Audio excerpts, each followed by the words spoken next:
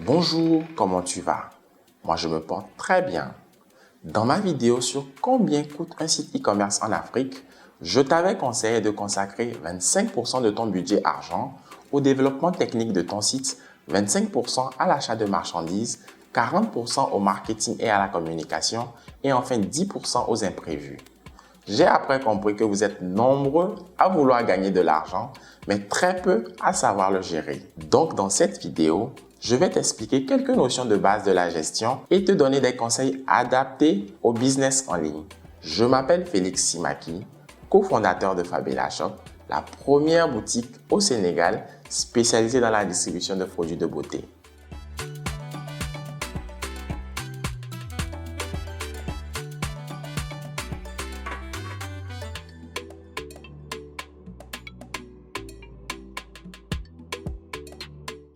Je te rassure tout de suite, il ne s'agit pas d'un cours d'expertise comptable, mais tout simplement des notions basiques de gestion que tout entrepreneur doit comprendre. Fais la différence entre ton salaire et ton bénéfice. Quand on est jeune entrepreneur, on confond très rapidement ces deux notions. Un salaire est une rémunération qui découle d'un travail effectué.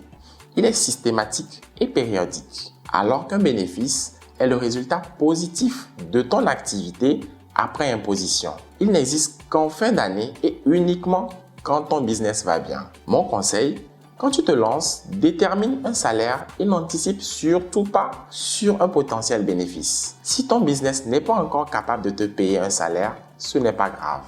Mais assure-toi de l'intégrer dans tes prévisions. Fais la différence entre une dépense et un investissement. Un investissement est une acquisition qui est censée durer sur plusieurs années et qui est inscrite sur le bilan. Exemple, la conception de ton site web, l'achat de mobilier, etc.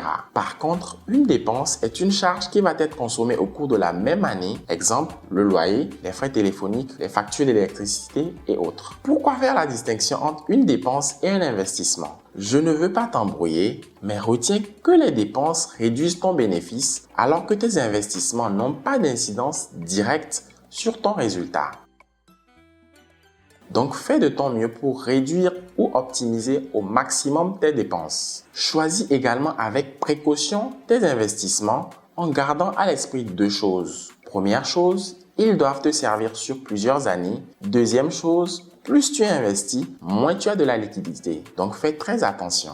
Maîtrise ton prix de revient. Ta connaissance du prix de revient de tes produits est indispensable pour un bon pilotage de ton business car c'est le prix de vente minimum en dessous duquel tu ne dois pas vendre ton produit. Généralement, dans le e-commerce, les gens pensent que le coût de revient est égal au prix d'achat plus les frais liés au transport. Mais en réalité, le prix de revient va beaucoup plus loin. Il doit intégrer toutes les dépenses liées au produit. Quand je dis toutes les dépenses, c'est vraiment toutes les dépenses. Loyer, électricité, téléphone, hébergement web, etc. En d'autres termes, chaque produit que tu vends doit participer au règlement de tes factures.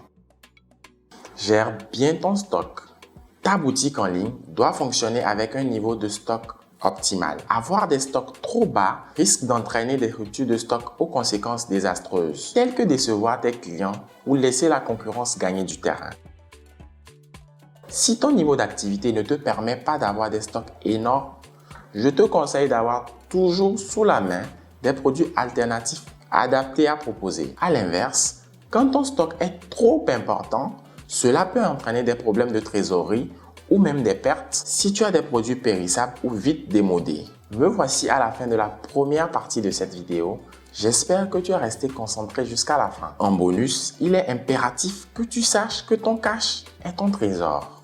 S'il est bien géré, ton business sera toujours en bonne santé. Donc fais de ton mieux pour négocier de meilleures marges, de meilleurs délais de paiement avec tes fournisseurs et surtout fais tourner plus vite ton stock.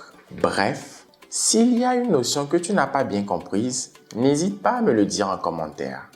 Comme toujours, n'oublie pas de liker la vidéo, de la partager et d'inviter tes amis à venir s'abonner. À très bientôt.